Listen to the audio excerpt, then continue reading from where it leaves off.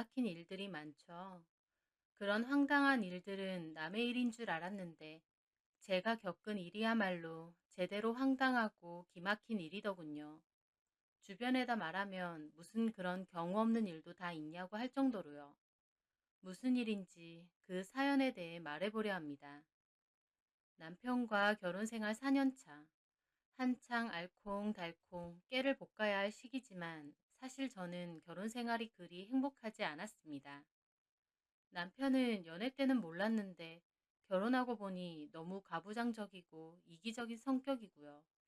결혼할 때 돈 한 푼 보태준 거 없으면서 툭하면 감나라 배나라 하는 시부모님하고도 마찰이 있었어요. 결혼이 이런 건 줄 알았으면 죽었다 깨나도 안 했을 겁니다. 남편은 저보다 6살 연상인데 연애할 땐 어른스럽고 듬직해 보여서 좋았거든요. 근데 막상 결혼을 하고 보니 듬직하지도 않고 어른스럽지도 않았습니다. 오히려 책임감도 끈기도 없는데 지 밖에 모르고 저한테만 엄청 엄격하게 구는 사람이더군요. 남편은 저와의 짧은 결혼 생활 동안 직장을 2번이나 이직했습니다. 원래 다니던 회사에 상사하고 마찰이 너무 심했다며 퇴사를 했고 집에서 3달 넘게 놀다가 그 다음 회사에 취업을 했어요. 그마저도 제가 구직 사이트를 뒤져서 이력서 내보라고 한 곳입니다. 근데 제가 추천한 회사라 그런지 자기는 별로 마음에 들지 않는다며 초반부터 다니기 싫다고 징징거리더군요. 연봉도 작고 회사 규모도 너무 작고 직원들도 하나같이 별로라면서요. 그래도 좀만 참고 견뎌보라 했는데 그걸 못 참고 결국 때려치웠습니다.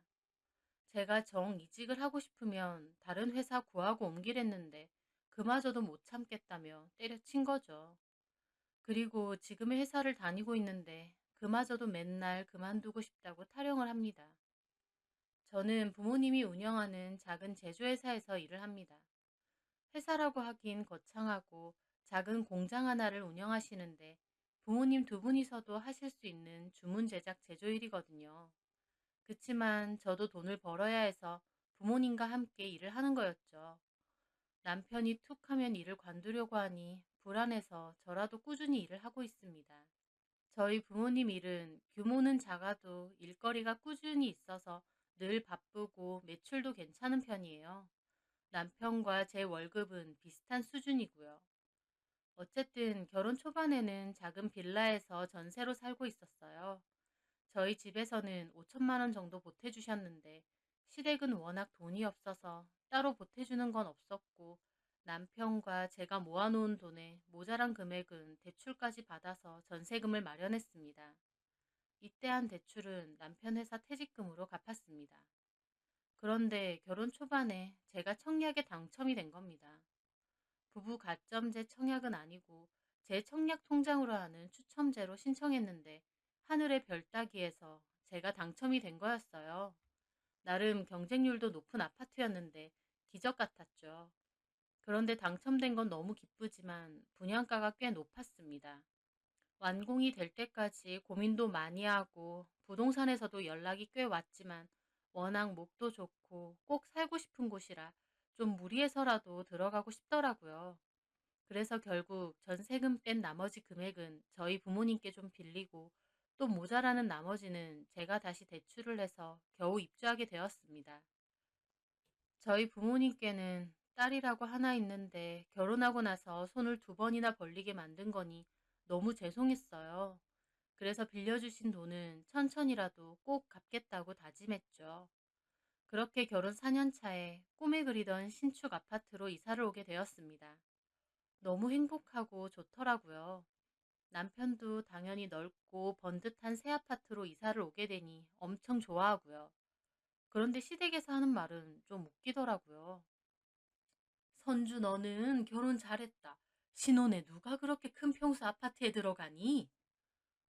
저는 너무 황당했습니다. 청약이 된 것도 제가 된 거고 이 집 중도금 잔금 마련하려고 대출이며 뭐며 아등바등한 것도 다 저거든요. 톡 까놓고 이 집에 남편이 한 노력이나 걸리는 일도 없습니다. 명의도 당연히 저고요. 근데 시부모님은 명의가 저라는 걸 알자 왜 남편 명의로 안 했냐 오히려 따지시더라고요. 그렇게 하면 안 되지. 남편 기죽이는 거야, 뭐야? 당연히 집 명의는 가장인 경호 앞으로 해놔야 되는 거 아니니? 저는 속으로 코웃음이 났습니다. 가장은 무슨 가장인가요? 이 집의 실질적인 가장은 접니다. 저는 그 순간은 유야무야 적당히 넘겼는데 그 후 저만 보면 집 명의 옮겼냐고 물으시는 거예요. 그리고 남편도 그걸 원하는지 시부모님이 그럴 때마다 암소리 안 하고 있더라고요. 저는 그냥 대출명의 핑계대면서 이래저래 적당히 넘어가려 했습니다. 그런데 어머님이 너 벌써부터 딴 생각하니? 네? 아니 어차피 결혼했고 너네 부부인데 누구 명의고 그게 뭐가 그렇게 중요해서 끝까지 네 이름으로만 하겠다는 거야? 너 뭐 딴 생각 있니? 저는 속으로 명의가 그렇게 안 중요한데 왜 부득불 남편 명의로 하자는 건지 이해가 안 되더라고요. 하지만 그냥 최대한 좋게 말씀드렸습니다. 어머님, 제가 말씀드렸잖아요. 대출을 제 이름으로 받아서 그렇다고요. 너 누굴 바보로 하니? 대출은 대출이고 명의는 명의잖아.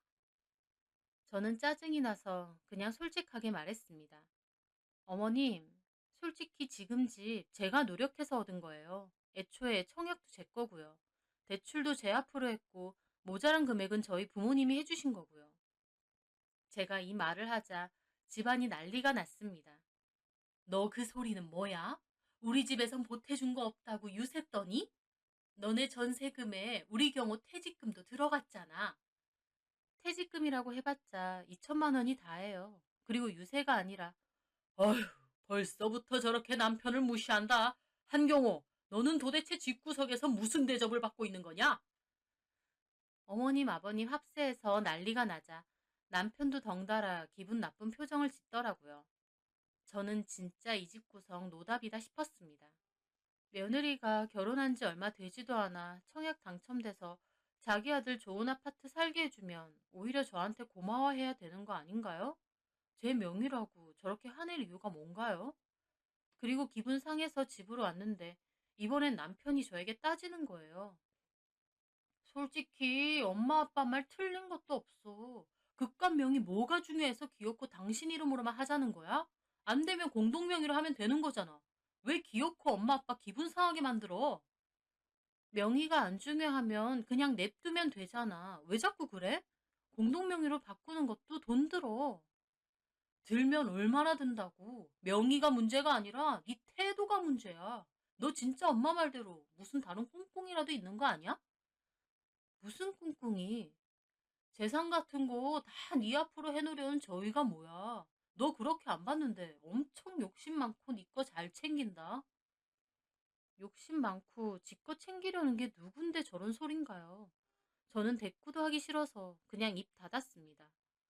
결혼 전에 좋아 보였던 모습이 다 꿈같이 느껴질 정도로 남편은 찌질하고 시댁은 지긋지긋했어요. 이런 생각 너무 성급하다 싶었지만 진짜 애도 없을 때 확 갈라서는 게 맞지 않나 싶을 때도 많았어요.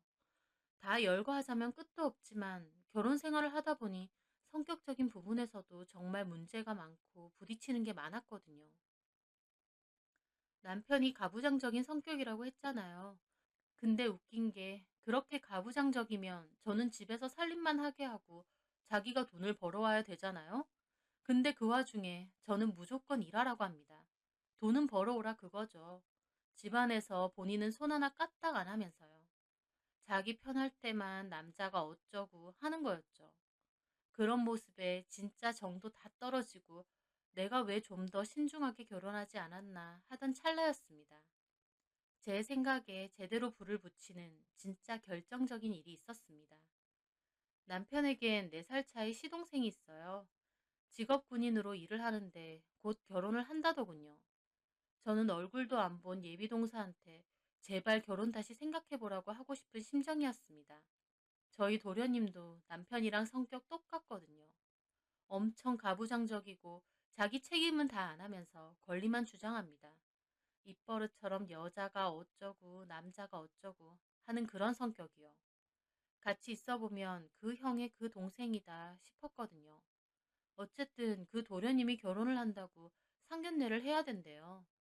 그런데 그때쯤이 코로나가 심해질 때였어요. 단체로 모이는 식당 예약이 어려울 때였죠. 그런데 식당 예약이 어려우면 다음으로 미루거나 정해야 되면 따로 집으로 초대해서 간단하게 식사라도 하면 되는 거 아닌가요? 저는 어머님으로부터 지금 생각해도 어이없는 소리를 들었습니다. 어머님이 전화가 왔길래 받았어요. 요새 코로나 때문에 식당 예약이 어렵댄다. 경수 상견례 해야 되는데 문제야. 네, 들었어요. 조금 이따가 하세요. 곧 풀릴 것 같은데. 그래서 내가 생각해 봤는데 너네 집에서 하는 게 어떻겠니? 저는 제가 잘못 들은 줄 알았어요. 네? 귀 먹었니? 너네 집에서 하는 게 어떻냐고. 너네 집 넓고 좋잖아. 신축 아파트에. 우리 집은 워낙 좁으니까 넓고 쾌적한 너네 집에서 하면 되겠더라. 음식 몇 가지 해서 거기서 편하게 대화도 나누면 오히려 식당보다도 편할 거고. 어머님은 정말 아무렇지도 않게 말씀하시더라고요. 사람이 너무 어이가 없으면 말문이 막힙니다. 그때 제가 그랬어요. 머릿속에서 이게 뭔 소린가 싶더라고요. 살면서 상견례를 며느리 집에서 하자고 하는 시부모님도 있나요? 제가 멍하게 있으니 어머님은 채근하시더라고요. 여보세요? 듣고 있니? 들었어요. 근데 어머님, 그건 좀 아니지 않나요? 어떻게 상견례를 저희 집에서 해요? 왜? 어머님은 뭐가 문제냐는 말투로 물어보시더군요. 상식이 통하지 않는다는 기분이 들었습니다. 당연한 건데 왜 안 되는 이유를 설명까지 해야 되는 건가 싶더라고요.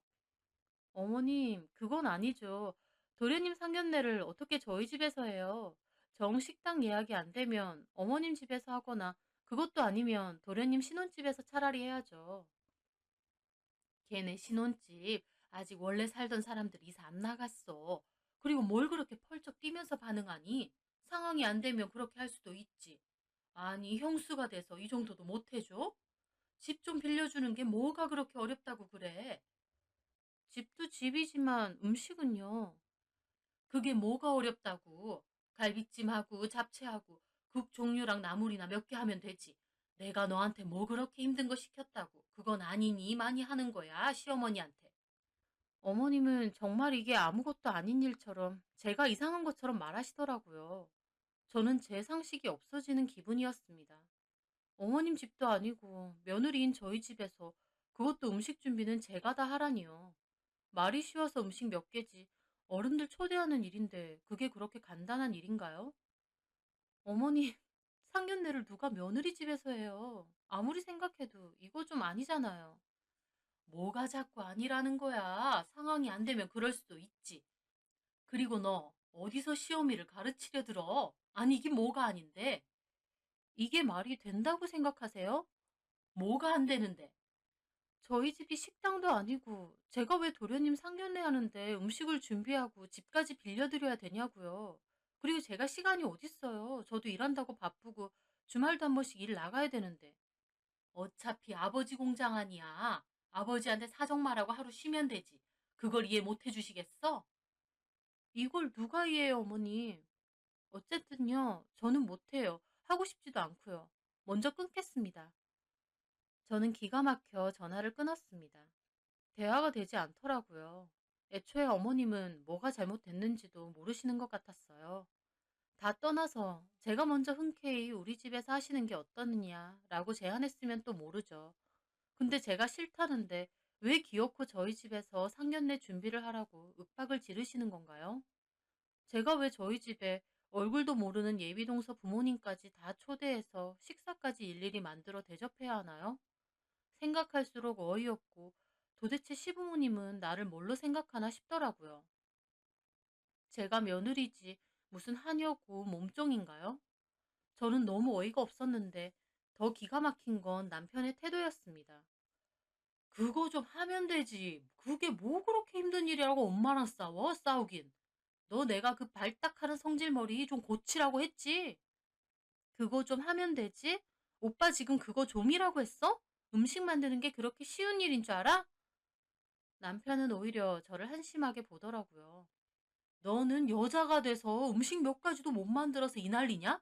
창피한 줄 알아. 내가 뭐가 창피한데?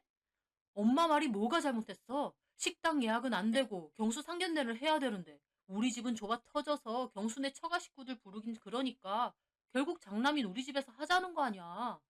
집에서 좀 할 수도 있지. 이게 이렇게 열낼 일이야? 나 같으면 네 어머님 좋은 생각이에요. 제가 없는 솜씨지만 그래도 음식 좀 마련해 볼게요 하면서 이 기회에 우리 엄마한테 점수라도 좀 따겠다. 저는 그 말도 안 되는 소리를 듣고 있자니 진짜 혈압이 오르더라고요. 점수 같은 소리 안에 한마디 한마디가 정말 때려주고 싶게 얄밉고 열받더라고요. 당신이 해 그럼. 그렇게 별거 아니면 당신 하라고. 내가 어떻게 해 남자가. 그리고 회사 다녀서 피곤해 죽겠는데 그걸 어떻게 준비하냐? 나는 출근 안 해? 당신은 어차피 장인어른 공장 아니야. 쉬고 싶으면 말하면 되지. 그것도 못 봐주셔? 아주 엄마나 아들이나 말하는 게 똑같더라고요. 사람이 너무 기본 상식이 없으면 서로 싸움도 안 됩니다. 아예 싸울 전의를 상실한다고나 할까요? 제가 그때 딱 그렇더라고요. 저는 그냥 자리를 피했고 남편은 혼자 열을 냈어요. 제가 그날 밤 내가 이 결혼을 유지하는 게 맞나 수도 없이 생각했습니다. 그런데 다음날 아버지 공장으로 출근을 해서 일하다가 잠깐 쉬는 시간이었거든요. 폰을 보니 남편이 장문의 문자를 보냈더군요. 그 내용도 아주 가관이었습니다. 내용은 이랬습니다. 이 집이 네 청약으로 된 거라고 당신 건 줄 알아? 뭐가 그렇게 잘났다고 남편이고 시댁 식구들 개무시해. 내가 주변에 동료들한테 물어봐도 다 당신이 이상하다고 해. 어쩌다 딱 한 번 있는 일인데 집 치우고 음식 준비해서 대접하면 될 것을 이렇게 날뛸 일이야? 내가 진짜 결혼 잘못한 게 아닌가 어제 한참이나 생각했어. 나는 네가 요즘 여자들답지 않게 현명하고 조신하고 똑 부러지는 것 같아서 결혼했는데 이제 와서 보니 완전 이기적이고 욕심 많고 너밖에 모르는 그런 애네. 정말 실망이야. 시부모님이고 남편이고 존중한 마음은 아예 없지? 저는 그 문자를 보는데 진짜 극도의 짜증이 몰려오더라고요. 엄마가 무슨 일 있냐고 하셨지만 저는 아무것도 아니라고 하고 다시 일을 했습니다. 그런데 이번엔 어머님이 전화가 온 거예요. 모자지간에 짜고 전화를 하나 싶을 정도였습니다. 네, 어머님. 내가 너랑 통화하고 기분이 나빠서 잠도 제대로 못 잤어. 뭐가요? 너 뭐가 그렇게 잘났니? 너 뭐라도 돼? 네? 저한테 작정하고 따지시더라고요. 내가 뭘 그렇게 너한테 어려운 부탁을 했다고 다 늙은 시어머니 가르치려 들고 그딴 식으로 반응해? 너 예전 같으면 진작에 쫓겨났어. 상견례 저희 집에서 못한다. 그 말 때문에 이러시는 거예요? 그래. 내가 아무리 생각해도 기가 막힌다. 뭐가 그렇게 어려운 일이야? 예전에는 시어머니가 시키면 며느리들은 군소리 없이 내내 했어. 내가 오냐 오냐 하니까 너 진짜 버르장머리 없다. 친정에서 그렇게 가르쳤니? 남편에 이어 어머님까지 저에게 막말을 쏟아내는데 저는 정말 소리라도 지르고 싶더라고요. 제가 아무 말 안 하자 어머님은 자기 하고 싶은 말을 다 쏟아내시더군요. 집 하나 있다고 유세 떠는 거야, 뭐야? 그럼 이사 갔다고 자랑은 왜 하는데? 제가 언제 자랑을 해요? 이사 갔다고 그런 말도 안 해요? 너 그 집 내 아들한테 명의 줬어? 아니잖아. 그까지 집 하나 있다고 유세 떠냐고. 그리고 결국 그 대출금도 내 아들이 갚을 거잖아. 제가 지금 갚고 있거든요. 얘 말하는 거 봐. 너 먹고 쓰는 생활비는 결국 경호 월급에서 나오는 거 아니야? 너는 참 계산을 이상하게 하더라. 다 네가 한 것 같지? 다 제가 한 것 같은 게 아니라 진짜 제가 다 했습니다. 네, 남편도 월급 받아오죠. 근데 정말 쥐꼬리만한 월급이라서 생활비도 빠듯할 정도예요. 저는 남편이랑 비슷하게 벌고 있고 그 돈 아껴서 적금도 모으고 보험비도 내고 하고 있고요. 정작 어머님은 제가 일하고 돈 버는 건 아예 안 보이는 것 같더라고요. 저는 어머님과 옥신각신하다가 결국 전화를 끊었고 속이 터질 것 같아 결국 소리를 질렀습니다. 저희 부모님도 깜짝 놀라서 왜 그러냐고 하시더라고요. 저는 못 참고 부모님께 그간 있었던 일을 다 말씀드렸어요. 도저히 못 참겠다고. 내가 이거 더 참다가는 화병으로 죽을 것 같다고 하면서요. 저희 부모님도 제 얘기와 남편의 문자까지 보고 기막혀 하시더라고요. 세상에, 뭐 이런 집이 다 있니? 상견례를 며느리 집에서 하자는 얘긴 듣도 보도 못했다. 그리고 집주인인 네가 싫다면 알겠다고 하면 되지. 무슨 억지를 이렇게 부리면서 너를 잡니? 엄마, 나 진짜 결혼 잘못한 것 같아. 솔직히 한서방이 돈을 잘 벌기래, 가정적이기래. 다 떠나서 말이 안 통하고, 무슨 남편 포함해서 시댁 식구들 다 조선시대에서 왔는지, 여자가 어쩌고 저쩌고, 시부모님도 10원 한 정 보태준 거 없으면서 우리 집에 툭 하면 용돈 달라 그러고, 그러면서도 자기 아들 무시하지 말라고 나한테 시비 걸고 그런다니까? 저는 사실 부모님이 걱정하실까봐 이런 얘기를 제대로 한 적이 없습니다. 최소한 제가 선택한 결혼이니 그 책임도 제가 감수해야 된다고 생각했거든요. 하지만 그 문자와 어머님의 전화를 받으니 저도 한계에 다다른 기분이었습니다. 아버지는 아무 말 없이 밖에서 담배만 피시고 저희 엄마는 고민이 많아 보이시더라고요. 그날 저는 집에 들어가서 남편하고 한마디도 안 했습니다. 남편은 문자 보고 답장도 안 하냐며 자기가 저한테 질린다느니 어쩌느니 혼자 떠들어대는데 대꾸도 하기 싫더라고요. 그렇게 엄마와 며칠의 대화를 했는데 엄마는 저 좋을 대로 했으면 좋겠다고 하셨어요.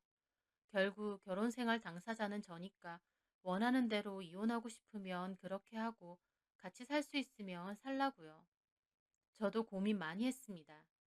하지만 애도 없고 별의별 이유로 다 이혼하는데 이만하면 저도 참을 만큼 참았다 싶었어요. 저도 이혼하는 쪽으로 마음을 굳혔고 엄마에게 말씀드리니 엄마도 잘 생각했다고 준비 잘하라고 하시더라고요. 그런데 이혼하는 건 하는 거라도 이렇게 그냥 물러나긴 싫었습니다. 왜 저만 결혼 생활 동안 주구장창 당해야 되는지 모르겠더라고요. 저는 어디 두고 보자 하는 마음으로 남편에게 말했습니다. 좋아, 상견례 우리 집에서 해. 제 말에 남편은 놀란 얼굴이더군요. 갑자기 왜? 그렇게 우리 집에서 상견례 하고 싶으시면 오시라 해. 갑자기 말 바꾸는 건 아니지? 아니니까 그냥 그렇게 진행하자고. 제 말에 남편은 기분이 좋아졌는지 막 신나서 떠들더라고요. 잘 생각했어. 시부모님하고 그렇게 기분 상해서 네가 좋을 게 뭐가 있냐? 너야 진짜 너 하는 거 답답했다. 네가 기분 좋게 알겠다고 준비한다고 하면 아무 문제 없을 일인데 너는 꼭 이렇게 한바탕 난리를 치게 만들더라. 앞으로 그러지 마. 저는 속으로 어디서 개가 짖는다 생각하며 가만히 있었습니다. 남편은 신나서 어머님에게 전화를 하더라고요. 응, 엄마. 경수 상견례 우리 집에서 해요.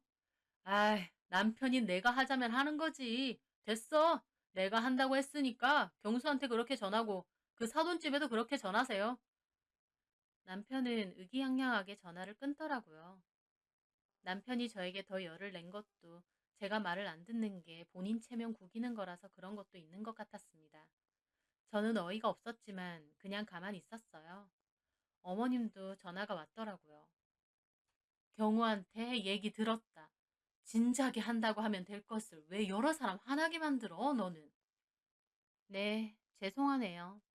준비 잘해놔. 괜히 책 잡힐 일 만들질 않게. 예비 동선회가 오는 거니까 형님으로서 제대로 보여주란 말이야.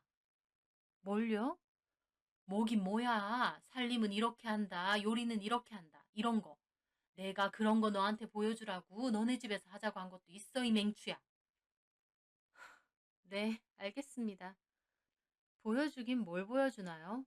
이 집 개판 콩가루 집안인 걸 보여줘야 되나요? 저는 하지만 꾹 참고 알겠다고 했습니다. 그렇게 상견례 날짜가 잡혔고 어머님은 음식 뭐 준비할 거냐고 전화가 오셨길래 제가 알아서 한 상 제대로 준비할 테니 걱정 마시라고 했습니다. 어머님은 알겠다고 제대로 준비하라고 했어요. 그렇게 상견례 하기로 한 주말 당일이 되었습니다. 남편은 엄청 늦게 일어나서 어슬렁거리며 나오더니 불같이 화를 내더라고요. 이게 뭐야? 청소 안 했어? 뭔 청소? 오늘 상견례잖아. 까먹었어? 안 까먹었어. 근데 집을 이렇게 개판해놔? 뭔 개판? 이 정도면 깨끗하지. 음식은? 알아서 다 준비하고 있어. 집이 개판 수준은 아니었고 그냥 어수선한 정도였습니다. 하지만 남편은 입에 거품을 물고 난리를 치더라고요. 아, 빨리 치워. 나는 좀 이따가 부모님 모시러 가야 돼. 알았어. 치울 테니까 갔다 와. 남편은 저한테 게으르니 어쩌니 궁시렁대며 밖으로 나가더라고요. 저는 그대로 방으로 들어가 제 짐을 챙겼어요. 그리고 1시간 뒤에 남편 문자가 왔더라고요. 1시간 정도 뒤에 집으로 갈 거라고요. 저는 알겠다 그랬습니다. 그리고 시간에 맞춰 저도 저만의 준비를 했죠.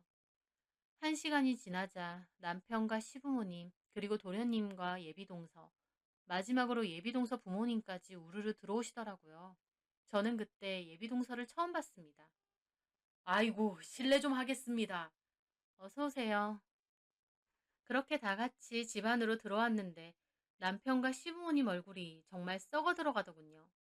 그럴 수밖에 없죠. 집은 어수선한 상태 그대로고 음식 준비는 아예 안 돼 있으니까요.